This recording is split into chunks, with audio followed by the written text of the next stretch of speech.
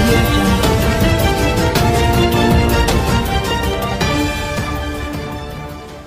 ఉండదు. ఇక్కడ చంద్రబాబు నాయుడు అన్నటువంటి వ్యక్తి దొంగతనం చేశాడు, దోపిడీ చేశాడు, తవ్వుకొని వెళ్ళాడు.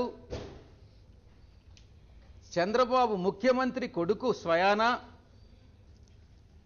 ఈ యొక్క సొమ్ముల్ని విదేశాలకు తరలించాడు అన్నటువంటిది ఆరోపణ. ఆరోపణలు చేసినటువంటి వ్యక్తులు మీకున్నటువంటి సోర్స్ ఆఫ్ ఇన్ఫర్మేషన్ ఏంటి అన్నటువంటి ప్రశ్నించేటటువంటి అధికారం లేదు.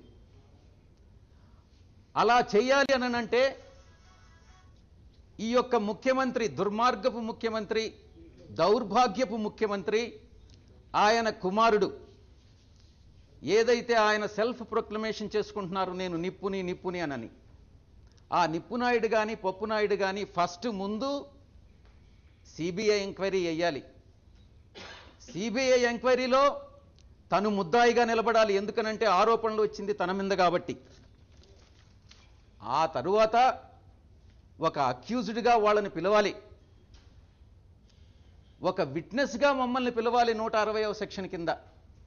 అంతేకాని ఆరోపణ చేసినటువంటి వ్యక్తి ఎవరి దగ్గర అయితే ఇన్ఫర్మేషన్ ఉందో వారిని పిలిచి తనకు అధికారంలో ఉన్నాడు కదా, ముఖ్యమంత్రిలో ఉన్నాడు కదా, మా అధికారాలను దుర్వినియోగం చేస్తామని అనుకుంటే వీల్లేదు. ఆ తాటాకు చప్పుళ్లకు భయపడేటటువంటి పరిస్థితి ఇక్కడ లేదు అన్నటువంటి విషయాన్ని కూడా నేను తెలియజేస్తా ఉన్నా. మరొక్కసారి చెప్తా ఉన్నా, విశాఖపట్నంలో చేశాను ఈ వ్యాఖ్యానాలు, ఢిల్లీలో కూడా ఈ వ్యాఖ్యానం చేశాను. 13 గంటల సమయం ఇచ్చాను ముఖ్యమంత్రికి. నేను చేసేటటువంటి ఆరోపణలలో అవాస్తవం ఉన్నట్లయితే నేను రాజ్యసభ సభ్యత్వానికి రాజీనామా చేస్తాను, చట్టం ముందు దోషిగా మీరు నిలబెట్టొచ్చు అన్నటువంటి విషయాన్ని చెప్పాను. మరొక్కసారి చెప్తా ఉన్నా, నేను 13 గంటలు టైం ఇస్తే 13 గంటలు కాదు 24 గంటలైనప్పటికీ కూడా ఆయన ఈరోజు టీటీడీ ద్వారా 240 గంటల తర్వాత స్పందిస్తూ ఉన్నారు.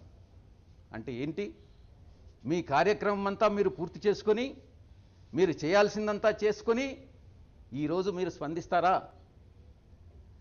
ప్రభుత్వ ఖజానాని కొల్లగొట్టి అది ఖాళీ అయిపోయిన తర్వాత ప్రభుత్వ ఖజానాలో ఇక సొమ్ములు లేవన్నటువంటి విషయాన్ని తెలుసుకొని దేవస్థానం యొక్క సొమ్ములను కూడా దోచుకునేటటువంటి పరిస్థితి కల్పించినటువంటి మీరు మాకు నోటీస్ ఇచ్చేటటువంటి అధికారాలు మీకు ఎవరిచ్చారు? మీరు దోషిగా నిలబడాలి. మా వైఎస్ఆర్ కాంగ్రెస్ పార్టీ, మా పార్టీ అధ్యక్షులు జగన్మోహన్ రెడ్డి గారు అధికారానికి వచ్చినట్లయితే ఇప్పుడు మీరు చేసినటువంటి అవకతవకలన్నిటి మీద కూడా విచారణ జరిపిస్తాం.